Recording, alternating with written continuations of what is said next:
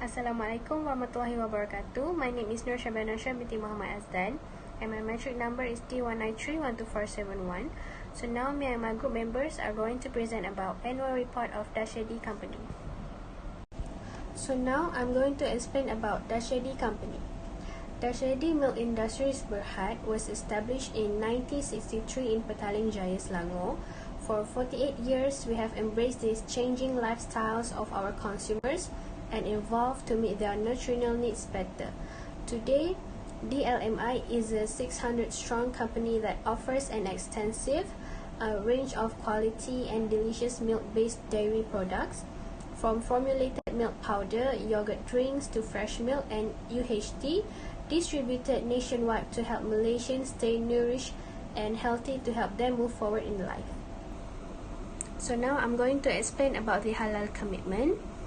Dash Lady Malaysia products are certified halal by the Halal Hub Division of the Department of Islamic Development, Malaysia JAKIM, and the relevant recognized foreign halal certification bodies and authorities. The manufacturing processes reflects an understanding that halal food and drinks are important to every Muslim consumer. Dash Lady Malaysia is deeply committed to upholding the standard of halal to preserving customer confidence in every item that leaves the Dash Lady Malaysia plant. As a halal dairy products manufacturer, our production facilities are subject to regular, routine, comprehensive site visits by JAKIM enforcement officers. Every local Dash Lady product bears the official JAKIM halal logo.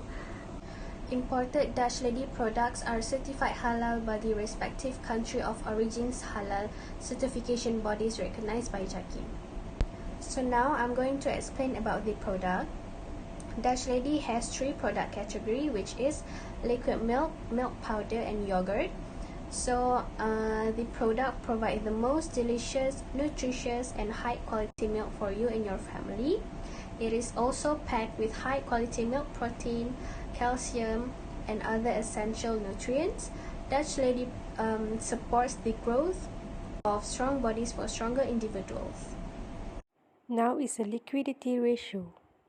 Current ratio is usually used in measuring relationship within current assets and current liabilities, which is whether the company is able or not to pay their short-term obligation.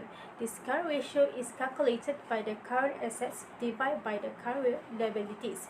When the current ratio amount above 1 means the company has stronger position in their financial and enough current assets to cover its current liabilities, which is also known as short-term obligations. In the year 2019, current ratio in Dash Lady Company is more than 1, with the amount is 1.08 times. Meanwhile, in the year 2020, Dash Lady Company has recorded its current ratio with the amount 0.89 times. As we can see, year 2020 has recorded the amount which is below than 1. When the amount recorded below than 1, that means the Dash Lady Company has run out of the liquidity assets, which is assets can turn to cash to pay their short-term obligation or current liabilities within a year. Dash Lady Company can overcome this problem by attract more investors to get higher capital in order to increase their cash flow. Next is a market value ratio. For the year 2019, the dividend per share that have generated by Dash Lady Company are 1 ringgit. Meanwhile, in year 2020, the dividend per share is 80 cents. This dividend per share is decreased by 20 cents compared to the year 2019. This means that Dash Lady Company are not consistent in generating their profit, and their financial are also threatened by economic turns downs and temporary market. Now is a leverage ratio. The debt to asset ratio reveals how much of an asset's value is funded by debt. The higher the ratio, the greater leverage and risk.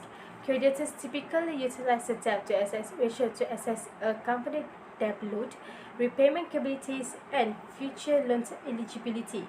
Investors use the ratio to guarantee the firm is solvent, can meet current and future commitments, and is profitable.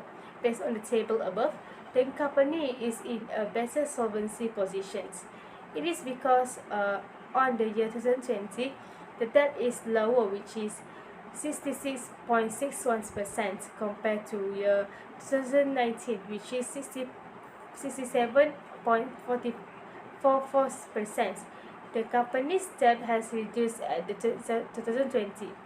Therefore, it will have less potential of loss because the company can pay for the liquidity. The debt-to-equity ratio compares total debt to entire equity, unlike the debt-assets ratio, which uses total asset as a denominator. This ratio employs total equity as a denominator. This ratio reflects a company's capital structure's debt-to-equity skew. Based on the table above, both the year 2019 and 2020 are the same. The company needs to use more equity and less borrowings as the source of financing and others. The times interest earned ratio assesses a company's consistently repaid debt. In theory, a company EBIT might be cover its monthly interest repayment if it dedicated 100% of its EBIT to debt repayment. The ratio's main purpose is to help quantify a company's typical risk. Now, interest earned by the company on the year 2020 is very low, which is 32 times, but better on 2019, which is 38 times.